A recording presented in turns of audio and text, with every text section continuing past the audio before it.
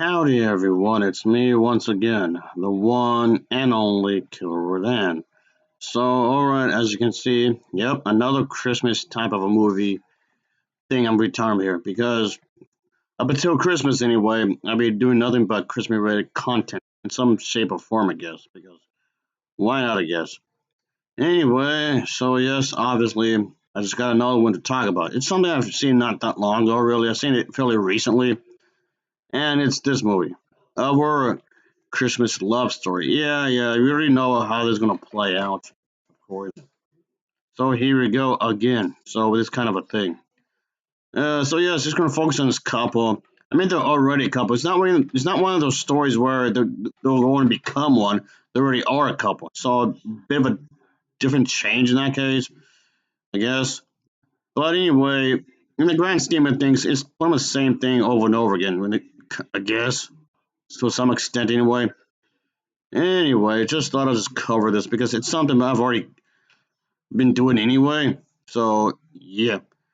Mr. Monkey, how'd you get that money to get that food? Did you, were you money handling, panhandling, what do you call that again? Whatever. Let's talk about the plot, I guess. Anyway, as you can already guess yourself, yes, it's going to focus on this couple. And this couple do show their Christmas love story with a friend as a way to encourage that love and miracles can still happen around Christmas despite the hardship going around in their lives, I guess. So there's a bit of drama thrown in. So, yes, things aren't exactly easy when it comes to people, and that is a thing, of course. So, yes, there is a character in this film that no longer has any faith in love or Christmas. I guess you would say, as she finds herself with what appears to be just another unfaithful man who breaks her heart with another Christmas kind of thing, I guess. And yes, unfortunately, this character keeps having men cheat on her and whatnot. What I find kind of weird is that this paints that it's the man's fault and not hers.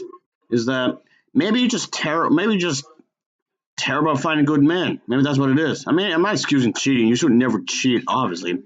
Maybe she's just terrible at finding good men. But the movie itself never plays that angle, of course, at all. Anyway, because that does happen in real life, actually. There are women out there who just have terrible luck finding a good man, which, yes, is an unfortunate thing, I guess, to some extent. Yes, of course, it can be really stressful, a lot of ways, obviously. But anyway, so, like I was saying, is that, so, however, the thing is that they're pretty much depressed on Christmas Eve, cancels for Christmas party. However, her friend and co-worker did not get the message and arrives with her husband in the place, I guess. Upon their arrival, and let's just say this character immediately loses her sadness and volunteers his wife to talk to her to cheer her up, I guess, as a way, as kind of like therapy, I guess. I reckon, sure. But anyway, I guess good on them trying to help out their friend. I guess that's really sweet of them. I guess that's really nice actually when you think about it. That's super sweet. But anyway, I digress because Mr. Monkey, what are you doing? You're just lollygagging. Go find a job, will you? I mean, seriously, you're not doing any chores around the house either. What is wrong with you? Yeah, I'll talk to you in a minute. Christ. Anyway, so that's pretty much the bottom line what this movie's, of course, attempting to, I guess, address. Because, yeah, unable to go back out of the counseling session, the husband character thrusts upon let's just say, the character offers her friendship, needing a friend. Of course, she accepts the sad female character. I mean, after hearing the story, let's just see that you can see the sadness, of course, and whatnot. And trying to figure out something. But that's pretty much the story, really, in the grand scheme. That's what the plot is about. I mean, okay, it's pretty straightforward, standard stuff, I guess, in a lot of ways. But anyway, and that's about it, though. And yes, I have quite a few issues with this movie, of course. I've already said this quite a few times. I've said it a dozen times already.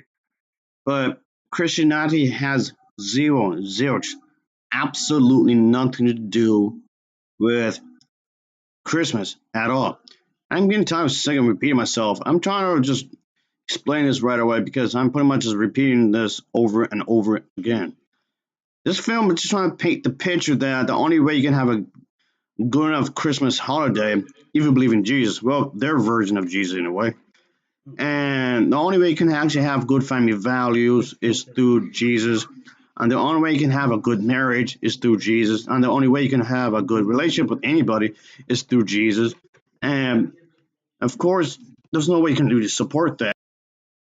And as I said before, yeah, the origins of Christmas, yes, can absolutely be traced all the way back to various pagan traditions that had been a thing for the holidays. Of course, I mean, yes, it morphed into something else during the since then. Of course, yes, many ancient cultures, such as the Romans and such, of course, did celebrate certain aspects of Christmas, even if it's not like 100% like it was today. And some cultures have their own thing going on, of course, when you think about it. I just find it really odd that this movie is really trying to beat you over the head that this is the only way to live your life, which of course that's a lie.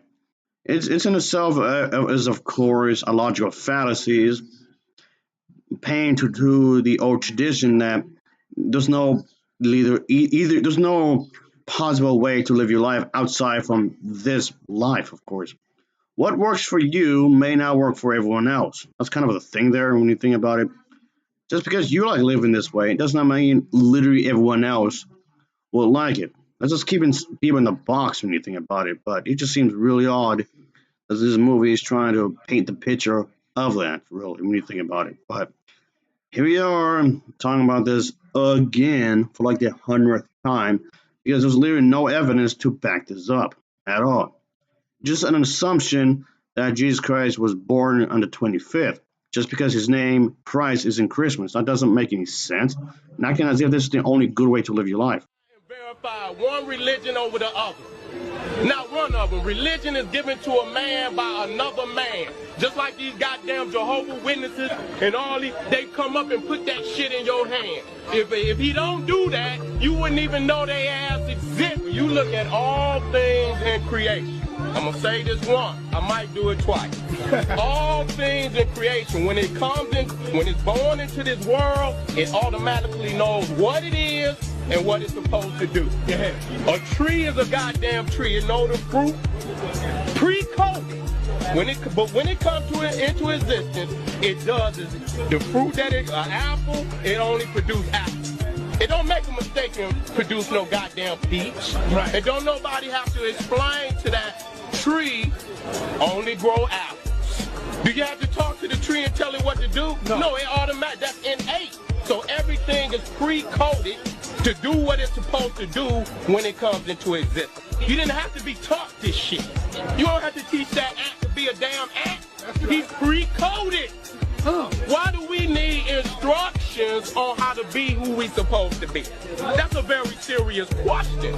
Nothing in nature needs instructions to be what it's supposed to be. Oh, come on, Mr. Monkey. What is your problem? How many times have I tell you to go and get? Seriously. Ugh. Anyway, get back to you in a minute. Another problem I have with this film is that, okay, yes, the film does bring this at random in a lot of ways.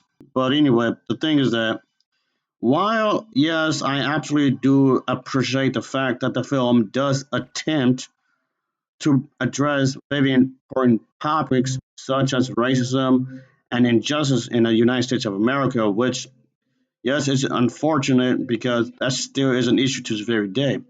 And it's fine if this movie wants to bring this up, especially in a holiday context. However, I do find that these themes felt somewhat disjointed, somewhat disconnected and it is introduced at random, mind you, rather than just being woven into the overall narrative in a very meaningful way. It seems like the movie has the potential, or I should say, had potential to explore these very serious issues, these themes, in a more deeply and create a more rich dialogue. But instead, unfortunately, at the end of the day, what I'm saying that the film does miss an opportunity to engage with these ideas, these concepts more thoroughly, more thoughtfully. I do believe that addressing social issues in movies can be very powerful because a lot of people can watch them, and it does require the intention and nuance to avoid being somewhat dismissive of their importances, so to speak. So it does seem like a very missed opportunity to express certain things around this kind of a thing. Yes, like I said, while unfortunately discrimination to some groups of individuals is still a thing, unfortunately. So this film could have mentioned that we live in a new day and age. It's not like how it was like 100 years ago. It's not how it was 50 years ago. It's not how it was 40 years ago. We live in a new day and age and whatnot. Things are evolving. Things have become more advanced, like in medication, technology, so on and so forth. There's even the whole job market that's getting, I guess, improving in some respects, of course. So yeah, when you think about it, this film really does miss a lot of opportunity. There's so much potential that this could have actually worked. Actually, when you think about it. So while yes, racism can be a very, very tough matter, rightfully so, because it's emotionally charged. Yes, sir. But it just misses the mark of what could have been if it was handled more meaningfully. If the writers actually did this more properly, when you think about it. Mind you, what happened with George Floyd happened in 2002. Yeah, that's when he died. And this film I'm referring to was released 2 years later after that. So this just feels even more of a missed opportunity. This film could have made a statement about that, even if we really want to drive home that point. They could have reunited during a protest, I guess. What I mean by reunited, I'll explain a bit more myself in just a moment, but they could have just reunited during a protest because of this, what had to happen. I mean, yes, I know, before anyone says anything, I know there were some cops that did help out the black community and took a stand with them. I realize that. I'm not dismissing that. But point being, these characters could have been, I don't know, maybe high school sweethearts, and their relationship, they just broke it off because maybe they thought it wasn't working out for whatever reason. And maybe lack of a spiceful life, I guess. Like I said, spice is a variety of life, I guess. However you want to say that. And but during a protest, they could have reunited, and maybe the sparks are firing on fire again, and they just shared some genuine interest because some kind of tragedy brought them together somehow, and they could just grew from there and gave the relationship a second chance, I guess. I don't know, but one of my other major complaints is that this movie has these characters. They're just one dimensional. They're very, very one dimensional. And that's one of my major problems with this. When you think about it, it's also very hypocritical because it's like saying the only way you can be a true American if you're a Christian. And I've said this before, and I say it again.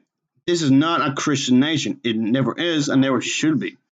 So you're telling me that if you're an atheist, you don't deserve the same number of rights like everyone else would? That seems a bit of a double standard, don't you think?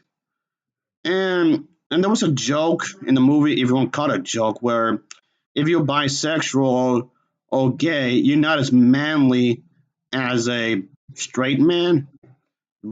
Well, if you're bisexual or gay, you're a big old sissy. That's a stereotype, don't you think? So I don't get it. How can you be fighting against injustice and you make certain comments like this? I don't get it. Seems kind of odd. And another thing that doesn't really get addressed is that You realize that Japanese lesbians do exist, right? And during World War II, particularly in the United States, people of Japan, Japanese descent, I should say, including Japanese people who are American citizens, were significantly mistreated and forced into some kind of camps due to the widespread of fear and prejudice, making one of the most outrageous things when it comes to violations of human rights. While, yes, there were some Japanese people in the American army, but they were pretty much a lot of people were keeping an eye on them, is what I'm saying, because they thought they might be spies or something, which of course is stupid. Anyway, this mistreatment did continue to some extent even after the war had ended. Following Pearl Harbor attack, there was this Executive Order 9066 that was authorized when it comes to the mass relocation to the Japanese Americans to some kinds of isolated camps where they were forced to live in often harsh conditions despite many being US citizens. So yes, it was a racial injustice, prejudice kind of a thing behind this treatment, of course. But this kind of thing still happens to this very day, even in the United States, even in this day and age, of course. Like I said, some of them might swing both ways. If you catch my drift, even to this very day, if you like this, yes, even there, a lot of the Christians have a hate boner towards the Japanese, especially if they were lesbian or bi. And here's an excellent example of that, Dave, an article from UK Guardian. This is on Japan, the sexual burnout in Japan. I didn't want to read the whole thing because there's some parts of the story that you probably don't want to hear. But here's a couple of the salient facts from the story. Dave, Japan is in sexual burnout. As you know, economically, Japan's doing very poorly and has for a long time. You know that Japan is birth imploding and has for a very long time. You know that the worker to retiree ratio in Japan will be 1/10 of what it was in 1950, some 20 years from now. You know that Japan is probably one of the very worst nations in the world when it comes to the future. And that's because Japan has taken on the existentialistic, materialistic worldview from America and didn't have even half the Christian heritage that we had to sustain something. Japan is doing very, very badly. And now, in this area of sexuality, UK Guardian is saying Japan is in sexual burnout. The number of single people has reached a record high. A survey in 2011 found 61% of unmarried men 18 to 34 years of age were not in any kind of romantic relationship, a rise of almost 10% from 5 years earlier. Another study found that a third of people under 30 had never dated at all. Dave, 61% of these young men are not interested in any kind of a woman-man relationship. Japan already has one of the world's lowest birth rates. A population of 126 million, which has been shrinking for the past decade, is projected to plunge a further 1/3 by 2060. He says here the country is experiencing a flight from human intimacy. It's partly the government's fault. I don't know how that works. Is Japan providing a glimpse of all our futures? Again, the UK Guardian is asking the question here, just simply asking the question. Is Japan providing a glimpse of all our futures? Many of the shifts that are occurring in other advanced nations too. Across urban Asia, Europe, and America, people are marrying later, not at all. Birth rates are falling. Single occupant households are on the rise. And in countries where economic recession is worst, young people are living at home. And David talks about the derelationalization of Japanese society, probably a little ahead of the United States as well. Japanese-American author Roland Keltz, who writes about Japan's youth, says it's inevitable that the future of Japanese relationships will be largely technology-driven. Japan has developed incredibly sophisticated virtual worlds and online communication systems. Its smartphone apps are the world's most imaginative. Keltz says the need to escape into private virtual worlds in Japan stems from the fact that it's overcrowded, et cetera, et cetera, et cetera. Well, Dave, Japan is burning out. Japan is derelationalizing, desexualizing, and it's because it has, I think, far less Christian heritage. But I don't know if America is very far behind. Obviously, we have exported our Western existentialism, sexual nihilism, materialism to Japan and pretty much devastated that nation pretty fast. And the same thing, by the way, is happening with South Korea. South Korea's birth rate is, I think, the lowest in the world. Last time I checked, it was about 1.1, down from 6.0 in 1960, which means in just 40 years, friends, just one generation. It just took one generation of the Western self-oriented, just send the girls to college to get their own career jobs. Who cares about the family? Who cares about developing developing anything of a significant birth rate for the next generation. Let's just make a lot of money, money, money, money, and maybe that'll keep us satisfied and forget the whole social fabric of the nation. Well, that's what happened in South Korea and Japan. Of course, it's happening in America and the West as well. And that's why there were 80 countries around the world birth imploding right now, and why the worker to retiree ratios are plummeting and will plummet for the next 20 to 30 years. The nations are going to bottom out in about 30 years. If you're just looking at the population pyramids, and you just go to populationpyramid.com if you want to know, and you can just put in the year and figure out when the nation's going to bottom out when it comes to the worker to retiree ratio. Friends, you're going to look at the last nation's bottoming out in about 2060. Everything else is going to happen between 2040 and 2060, meaning that we have probably 25 to 30 years of some level of prosperity before we see a total depression, worldwide depression affecting almost every developed nation around the world, thanks to the birth control pill and the existentialistic worldviews. The idea that we're living our lives for ourselves, for the short term, and we just make our own authentic decisions on the basis of what we think is the right thing to do. And you teach that kind of approach, the Sartrean form of existentialism, for 2-3 generations, you won't have a society, friends. It will not be there in the years to come. By the way, if you want to know something about the worldviews that are corrupting the modern world, get my book, Apostate. I have an entire chapter on John Paul Sartre. If you are living in the Western world and you don't know who John Paul Sartre is and you have no idea what he taught, friends, you got to get a clue. You got to wake up and smell the coffee. You got to understand what's going on in our world around us, and that's why I wrote the book. But Dave, this whole idea of young men not willing to really get out there and meet a girl. I mean, they don't want to meet girls. They don't want to date any girls. They don't want to get married anymore. They're having too much fun in their parents' basement, doing their porn thing. And Dave, in Japan, the porn thing is very, very common. It was always very, very common. It was common back in the 1970s. Even in America, where it was kind of stuck behind the 7-Eleven, What I'm trying to say is that this movie is all kinds of hypocrite, because when you think about it, a lot of these Christians were spread lies just to fit their own agenda and claim the other side is spreading their own agenda. I make an issue about people from different cultures, from different races, from different sexual orientations and whatnot, and then turn around and claim that they're being discriminated against. Of course, everybody does deserve human rights, of course, regardless of where you came from, regardless of what your sexual orientation is, and regardless of what your sexual orientation is, regardless of your gender identity is, of course. Obviously, that's a given. You're an American and you deserve to have rights, regardless of all that. How much money you make and all that jazz. And the movie isn't really trying to put that in the storyline at all. It just communicated really poorly. Even if that's what the movie's trying to do, it did it really badly. Ultimately, what I'm trying to say is that the script is horrible. The script in this movie is just utterly horrible. It's a very bad script. It's poorly written in a lot of ways. Come on, Christ. Mr. Monkey, what are you doing? You're just lollygagging. You're not trying to do anything with yourself at all. You're just wasting time like always. Ugh, trying to finish up this already. Anyway, so, yes, obviously, I mean, that's not the only issue I have with this movie. I have a lot of issues with this film. As if I've already expressed that enough, there's lots of issues with this film. I mean, a lot. Another thing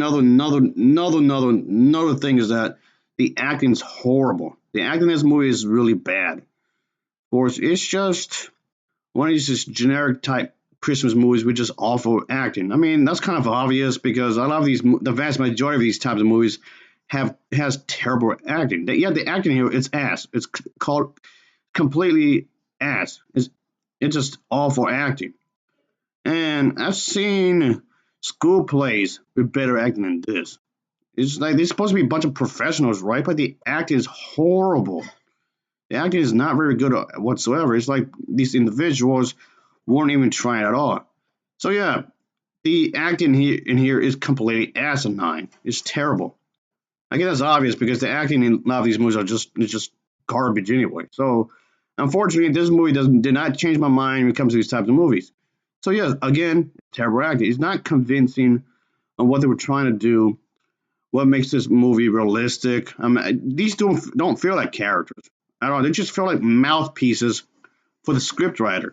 and that's it. That's all this it came off as, just mouthpiece for the. And there are people out there that actually thought this movie was funny. Where was the funny? How was this movie funny? So yeah, maybe many people out there were giving this movie high praise because they found this movie to be hilarious. This was supposed to be a comedy. You consider this be funny? I don't know. I don't understand how this is funny. In which way? I don't get it. I don't get how this is funny by any means whatsoever. So, I mean, okay, a lot of people thought this was one of the funniest movies out there. It's just hilarious. I don't see how exactly, really, whatsoever. And some people will just make a remark on the performance scene, how like they like the acting on these and the female characters and whatnot. I mean, again, I fail to see the humor here, but okay. And and then of course just the overall appeal of these characters. Again, a lot of these reviews, a lot of people have made a comments about this. It's usually in remarks of the characters themselves. Again, the characters in this movie are painfully one dimensional. I mean, just because you gave these characters some kind of struggle, that does not mean the characters are three dimensional. Not. I mean, you should have a character have some kind of conflict. That's fine. A character should have some kind of conflict. That's fine. But I never got a sense of struggle. I never got a sense of stress. I never got a sense of anything whatsoever. A sense of peril, of course, and whatnot. So this film feels too convenient. It feels very convenient. It feels way too lighthearted at the end of the day. What I'm getting at, it plays it safe. It plays it really, really safe. Story wise, there's no real risks. It really whatsoever. So whatever he's trying to convey, whatever kind of thing he's trying to convey through the screen, it fails at it because these types of movies play in the notion that everything's going to work out a-okay and whatnot. It just does it way too safe if you ask me, but whatever, I reckon.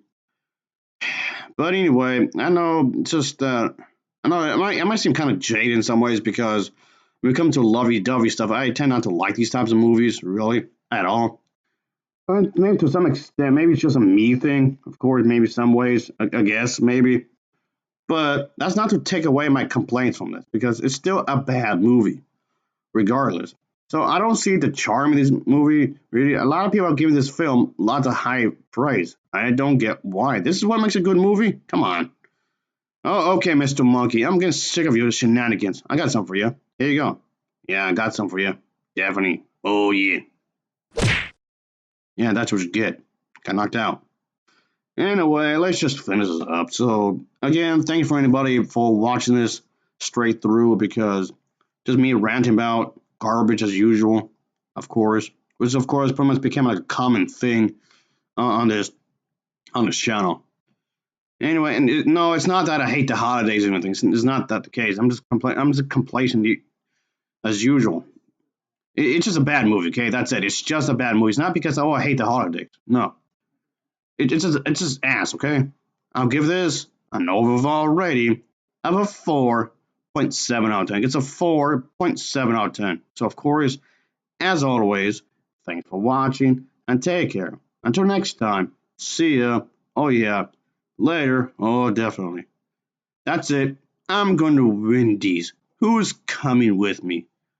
Ugh. Whatever.